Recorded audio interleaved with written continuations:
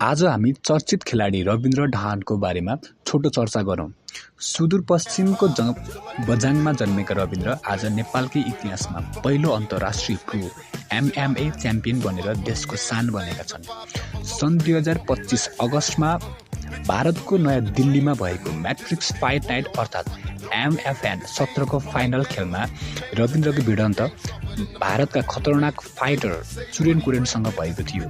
सुरुवाती 2 राउन्ड निकै कठिन भए पनि तेस्रो राउन्डमा रविन्द्रले आफ्नो आक्रामक शैली देखाउँदै कुरेनलाई रिङमै ढालेर प्राविधिक नकआउट गरिदिए।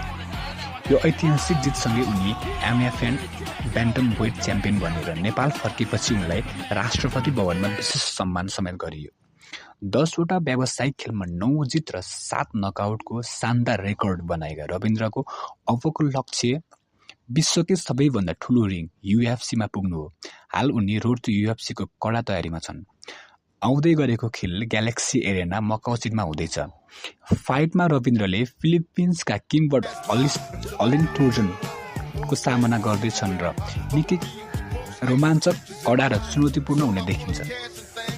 यो खेल दुवै फाइटरका लागि UFC को ढोका खोल्ने माध्यम भएकाले दुवैले आफ्नो ज्यान लगाएर भिड्ने निश्चित देखिन्छ।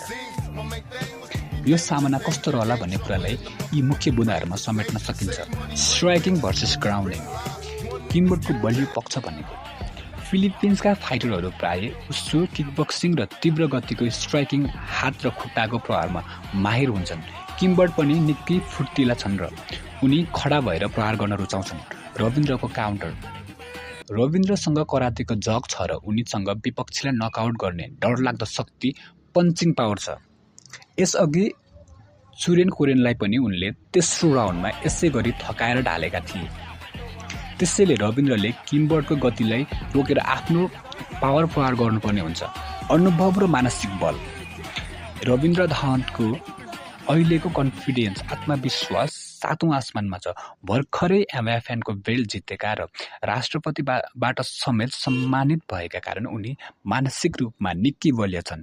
10 खेलमा 9 जितको रेकर्ड बोकेको रविन्द्रको टफनेस, कठिन परिस्थिति झेल्ने क्षमता किम्बर्टका लागि ठूलो चुनौती बन्नेछ। सर्ट नोटिसको फाइदा। सुरुमा रविन्द्रको फाइट अर्कै फाइटरसँग हुने तय थियो। उनी घाइते भएपछि किम्बर्ट सर्ट नोटिस, छोटो समयमा यो फाइटका लागि आएका हुन्। लामो समयदेखि योजनाबद्ध तयारीमा रहेका रविन्द्रका लागि किम्बर्टको कम तयारी एउटा प्लस पोइन्ट हुन सक्छ।